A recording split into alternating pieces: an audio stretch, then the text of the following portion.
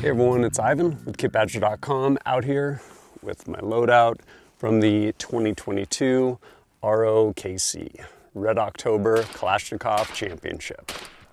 Quick kind of overview, what is it? It is basically a shooting competition, largely centered around Soviet communist bloc weapons, AK-47, 74, different things like that.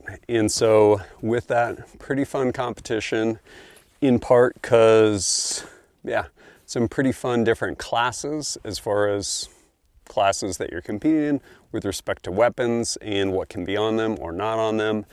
And then, with that accessory gear. So for my own part, I ended up competing in heavy open. So 7.62 by 39 open, and that you could put an optic, things like that on it. And then I also competed, I think it was a division. Really, it's just for fun. Basically kit. So you essentially start every match with 120 rounds of ammo, 4 magazines, and a liter of water, blade, fixed blade, at least 4 inches long, rifle rated armor plates, and then a helmet. Can be bump or ballistic, doesn't really matter, but pretty fun down there. So start kind of mundane, what I was wearing, went ahead and went tiger stripe, desert tiger stripe. So these here, and then my combat shirt, which is pretty sweet, this guy right here. And someone's gonna ask, hey, where'd you get that? Well, I had our tailors on site make it for us, or make it for me in Afghanistan, so I don't know where you would get one, but I think it's pretty cool. I will say, I'm glad, long sleeves in part, and long pants. Fairly warm out there. Some people are in shorts and short sleeves. Definitely some stages where you're getting down low, like kneeling on really rough range out there at Pro Gun Club. This stuff did good. As far as footwear, matchy. These right here by Tactical Distributors, they're the OTB Over the Beach. They are desert tiger stripe, but honestly, they're made for finning and maritime assault. Did they work? Yeah, like I wore them. Did they work really well? Not really. Not terribly comfortable, especially on uneven terrain. They definitely got pretty chewed up actually from all those rocks out there, and not the coolest boot either when it's really warm, even though they have these water vents on both sides. But that's what I was wearing as far as just kind of top, bottom, and shoes. As I'd mentioned, in my division, needed to wear rifle rated armor plates. So with that, a plate carrier. So I ended up wearing this one right here.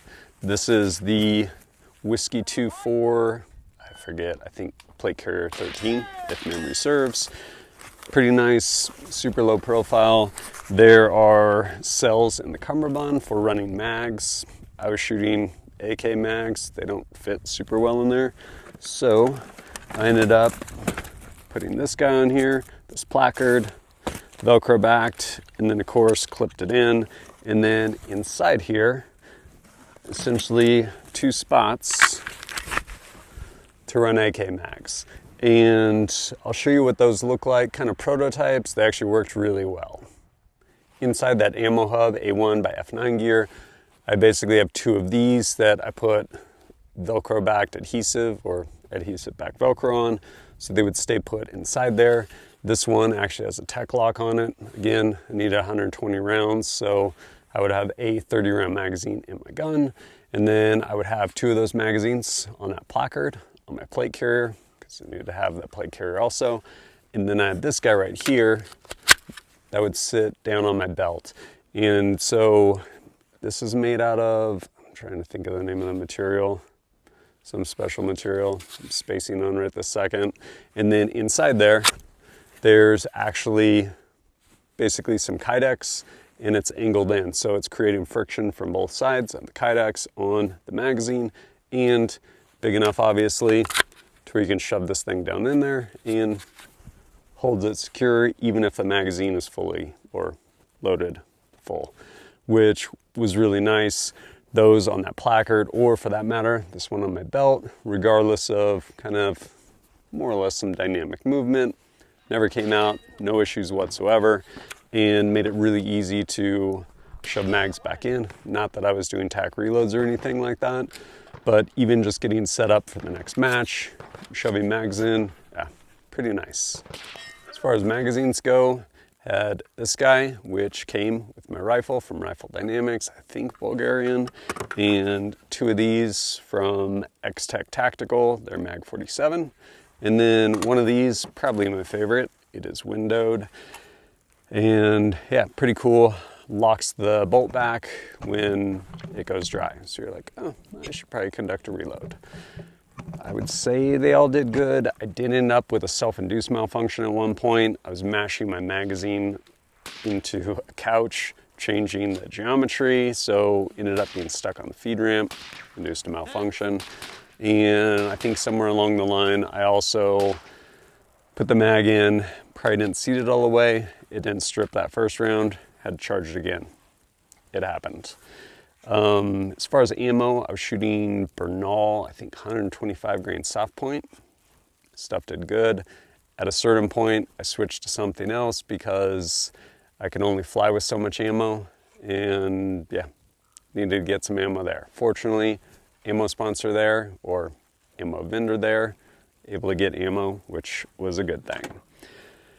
Needed to carry other things. So, as I mentioned, part of the, class I was competing in was the armored kit division, and needed to carry those different things aforementioned to include a liter of water. So I had this on there by Outdoor Research. It is insulated. Did I need it insulated? Not really, but it is sized to hold a 1 liter Nalgene bottle. So had this thing in there full start of every event or every stage. I eventually went and got like another big thing of water because I'm like, I'm so thirsty, but I couldn't drink this. Had to start full. But had that in there. This dump pouch right here by Coltac, did not use it. Oh, and the belt, by the way, 2-part belt system, inner and outer by Core. Is it Core? K-O-R-E? Yeah, Core belts. And then up here, I had my extra magazine for my AK, and then I needed a blade.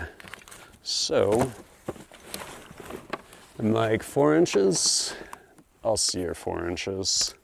I ended up actually having this thing on there, which is pretty sweet. It is by Werx, company out of Finland. I reviewed it a while ago. Thing's pretty awesome. And since I carried it for the entire competition, I was like, at some point I should projectile this. So on the last stage, I most certainly did that. Okay, unload.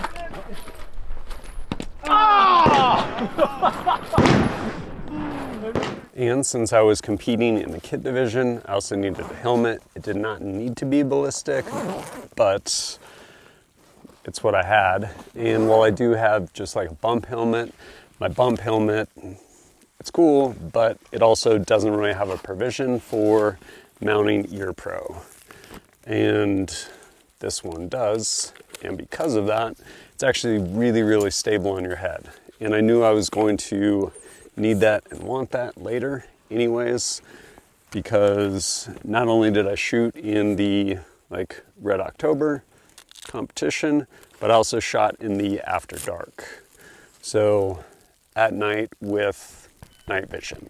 You could shoot at white light if you wanted to, and I definitely ended up doing a stage with white light, but I also did the other 3 stages, I guess, with night vision. So I was using this right here, which is my OpsCore Sentry XP, I believe it is, their ballistic helmet, and then amp headset. So when these clamp down in conjunction with basically the strap in here where you can adjust it, it does a really good job of staying put on your head, which is a good thing, especially when you have night vision up front. But yeah, this did good. And ear pro. So right here, probably inside my other bag, I actually have the NFMI near field magnetic induction earplugs. So put them in, and I'd wear those around just the range, like hanging out. And they did a great job of yeah, like ear pro. But when I would go up to shoot, I would throw this on, close that down, turn those on, and then it basically transmitted just like electronic ear pro, and I could hear everything. But if for whatever reason, cheek weld, something like that, these get pushed away, it doesn't matter, you still have earplugs in, so no permanent hearing loss, which is a good thing. So ended up using this guy right here, and then night vision for the night shoot had these guys, which pretty awesome. Wilcox mount, pretty key, and then this right here, which are my DTNVSs from Licentia Arms. They're amazing, like so clean, incredible images. And over here on the side is basically a mission recorder. So I was able to capture footage of essentially what I was seeing.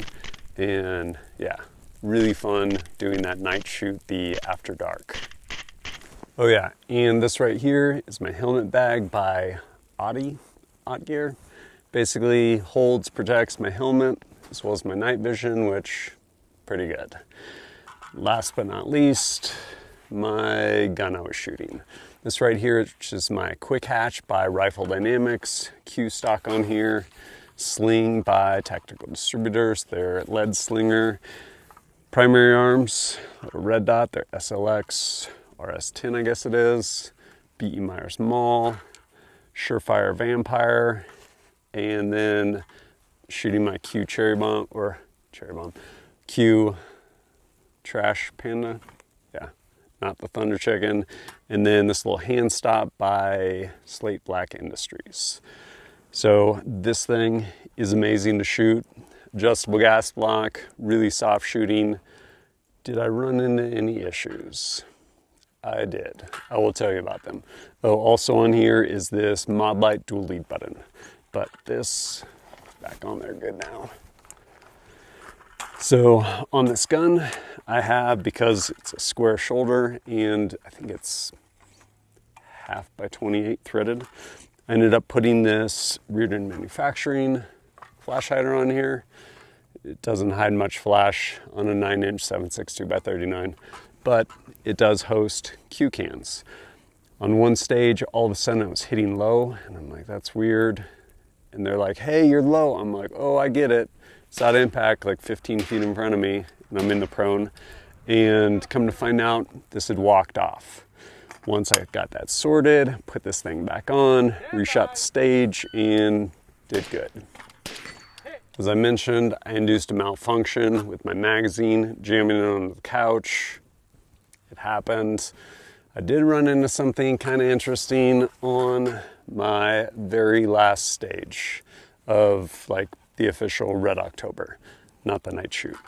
And so I've been shooting this thing basically that previous day and then that day. Over the course of 2 days, shot 10 stages. So on my very last stage, it's going through using this little primary arms, like bam, bam. Largely doing headshots because you could either shoot 1 to the head or 2 to the chest. And I brought my ammo, so I was shooting to the head, had to shoot less rounds. But ended up shooting, and then all of a sudden, my dot disappeared. Fortunately, I was close enough to the target where I'm like, okay, well, I'm gonna go ahead and send it. And if I miss, I will see that I missed and follow up with a couple of body shots, but shot it to the head. And then on the fly, I'm like, okay, we can figure this out. Came up here, turned this thing to Viz Green, and finish shooting the rest of that last stage using my laser. And I was like, huh, that's kind of weird. What happened there? Again, middle of the stage, not the time to try and diagnose and figure that out. But then I looked down and saw that the screw holding the battery compartment closed had basically backed out, and that door was open. I could see the battery. So that definitely happened. But I ended up essentially tightening that back down. I will say, I need to put thread locker on that so it doesn't ever happen again. And yeah, pressed on, ended up shooting the night stages, which were a lot of fun. I ended up shooting 3 of the 4 using IR. So I would take my maul, switch this thing over to IR, move it up on a high power. So I basically had a tight illumination beam with the laser in there, and then I would take this, turn it over onto IR, and so I also had a flood. Best of both worlds. It was actually really sweet because they're both slaved to this one switch. That was pretty cool. And then I'm like, let's shoot one with white light. So turn this over to Viz Green and turn this over to white light. So then mash that switch, and I had my white light and my green laser to aim in addition to my red dot. And yeah, really, really fun shooting out there. Overall, pretty pleased with everything across the board. There are definitely some learning points, whether it was, hey, like occasionally check, make sure your can is on tight, or do not post off of a magazine with your AK, or maybe put some thread locker on your optic or on the screw that holds your battery in. Yeah, definitely some learning points, but also created opportunities to figure out solutions, to include just going to Green Viz and finishing the course of fire. I will say I also learned that, hey, maybe OTB, maritime boots, not the best boots in a desert environment, even if they just look cool. But all in all, Steph largely did a good job for me, and just a really fun competition. But as always, thanks for joining us at kitbadger.com. Look forward to seeing you next time.